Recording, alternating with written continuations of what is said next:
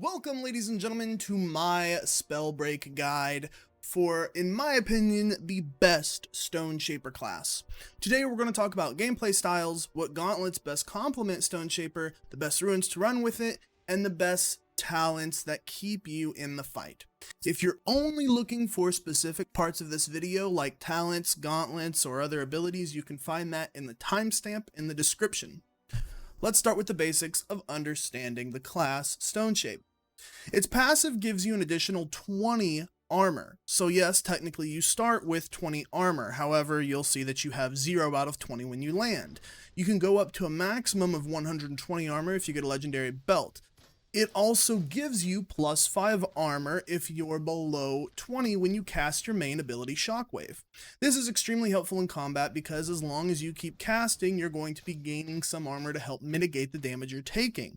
I recommend that you cast Shockwave 4 or 5 times into a wall so that you gain 20 armor before going into a fight, especially if you haven't found a belt yet. This is extremely helpful for new or low skill players because you'll always have some form of armor whenever you're going into a fight. Not only that, but casting Shockwave gives you 5 armor whenever you're in a fight once you've ran out. That also helps mitigate some damage that you're going to take throughout the fight. The second level skill is not nearly as impactful as the first, but can still be occasionally helpful: Bedrock. Bedrock makes you crash to the ground whenever you cast your main ability Shockwave. Now, it does not create an AoE or Shockwave around you where you land, and it does not damage anybody nearby you unless they're hit with your main ability. But it does make you travel to the ground faster, letting you get that well-timed Shockwave off when you're trying to hit opponents that are jumping up and down. The third talent, Accretion, lets Boulder Fall, your sorcery, grow in size the further that it flies, increasing its damage and the size of the impact.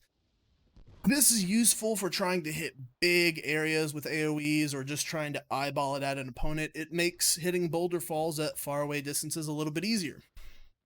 And lastly, Avalanche. Avalanche gives you 1 more additional charge to boulder fall. Pretty self-explanatory, 2 big boulders to throw at people. Now, moving on to the talents that I like to run with Stoneshaper. This can vary a little bit, but I usually boil it down to something resembling this kind of kit. Your mind talent, in my opinion, should always be Harmony with Stoneshaper. Why? Well, on top of that additional 20 armor that you're going to be getting from the Gauntlet's passive, with Harmony, you'll be taking an additional 5 to 15% less damage at max rank. That, on top of the 20 additional armor you get, is a lot more mitigation than you'd think in combat. Combining this with the next couple of talents is what really makes this class a little crazy in terms of damage mitigation. Your body talent should be Scavenging. When exiling an opponent, you get 25 to 50 health and armor at max rank and first rank. In solos, this is extremely powerful. It allows you to go from one fight to the next, rarely having to heal, and it really helps with multiple back-to-back engagements in solos and in squads. You don't feel like woe is me when you go from one fight into the next, or you get third-partied by another group of people just over the hill. This, combined with your last talent, your spirit talent, Recovery, is what really makes this class a little scary. On health damage, you regenerate 50% of the damage taken to your health over 12 seconds or 6 seconds at max rank. This only applies to your health, so when you run out of armor and your health starts taking damage, you'll regenerate up to 50% of the damage that you've taken to your health over that period of time, but not your armor. However, you do regenerate armor with Shockwave, so this means that you have both regenerating armor and health now, with increased damage mitigation from Harmony and healing in both health and armor whenever you kill an opponent.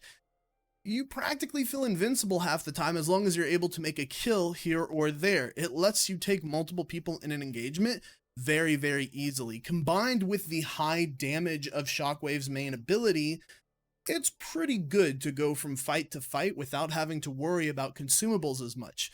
This is why I don't use Thirsty in this class, because you often heal yourself by 50 armor and health right after you hop out of a fight, not to mention regenerating health, and you can just give yourself 20 armor when you're using Shockwave.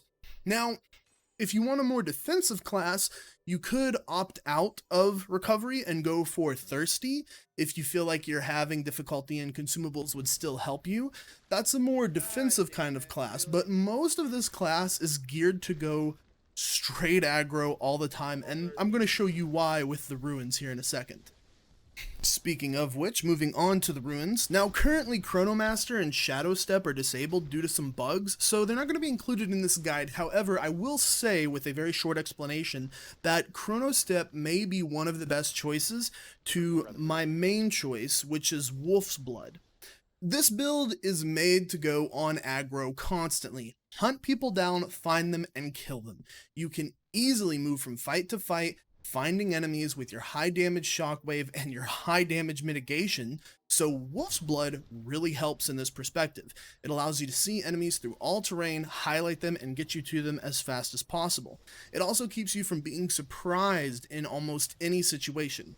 In most cases, you're in a major disadvantage if you're not the one to engage the fight. Certainly less with this Stoneshaper build, but it's still a disadvantage.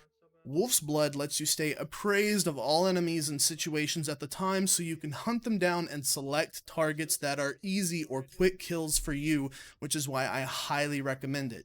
It also keeps you from losing track of invisible targets and know what you're walking into in a situation, so you know how to more appropriately handle it when you get there.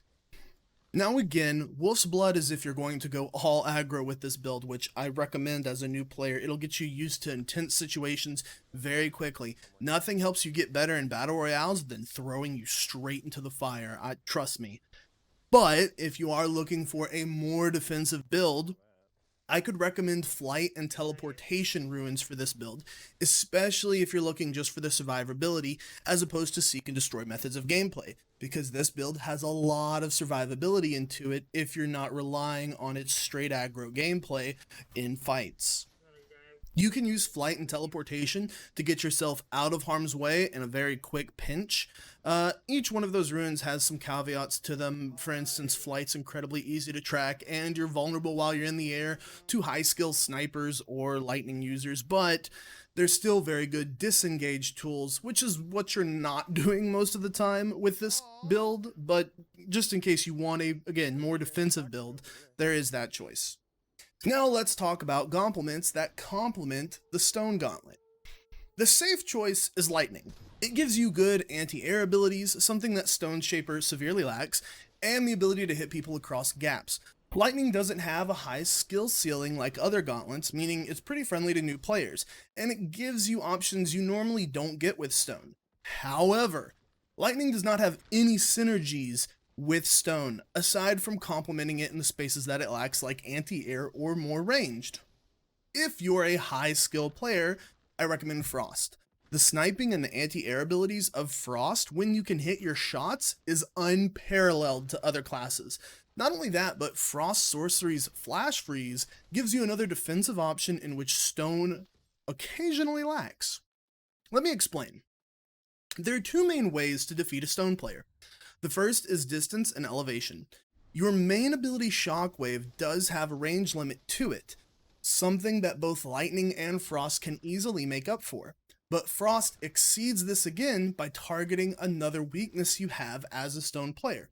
Whenever you cast Shockwave and your gauntlet hits the ground, you're stuck aiming in that position in the animation until you come out of it. Intelligent players will bait you and aim you in the wrong direction, either using tricky movement or movement abilities, and then punish you up close while you're stuck in that animation.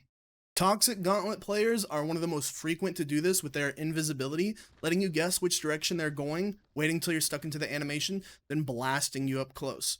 Flash Freeze gives you the spacing ability for those players trying to get up close, and pushing them out to a relatively optimal distance with Stoneshaper. This, combined with the fact that Frost can turn your boulders into a frosty AoE bomb of Frosty Death, get one at Wendy's, 2 for $4.99, gives you some CC you otherwise wouldn't have with Stoneshaper. While I do believe that these two gauntlets are the best for complementing Stoneshaper, I have to mention the other two gauntlets that have some interesting synergies that may fit more with your play style. Firstly, the Fire Gauntlet. You can use the Fireball and the Flame Wall to turn your boulders into fiery meteors that come with a dot on direct hits. but your flame walls also turn your ability Shockwave into a fiery line of death.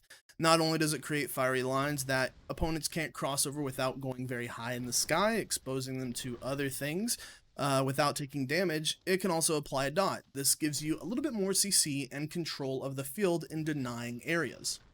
And lastly, but perhaps most interestingly, is the Wind Gauntlet. Hitting a boulder with your wind's main attack makes the boulder fly farther. In fact, it can make it fly so far that it just despawns. But if you are one hell of a crafty player and you can use the tornado from the Wind Gauntlet to curve the boulder around corners, it's a little crazy. This could make for some incredible skill shot montages, but unfortunately its usefulness does not live up to its coolness factor. A last few words about playing Stone Gauntlets and how you want to play the class throughout the game. Take fights out in the open in larger areas with flat ground. Stone doesn't excel at chasing people up and down castles or hillsides due to its limitation of its main abilities, as you can see here. In fact, there are often some weird situations and inconsistencies with how Shockwave can or cannot travel over terrain. So for the most part, try to play it a little safe and draw your engagements into the open. Everybody has to land eventually, so time your shockwaves right and use your secondary gauntlet to fill those gaps in damage, create a little bit of spacing between you and the other players, but not too much, and you'll start winning games very soon. Keep all of that in mind every time you go into a game. I'll see you guys out there. I'm Guns. Don't forget to like and share this video if you enjoy the content and appreciate the guides. Subscribe if you want to see the next one. I'll see you guys there. GG. Fucking 11 kills. Suck my dick. 11, yeah, 11. 2,430 damage. No, 16, no, wait. Yeah, 17 kills.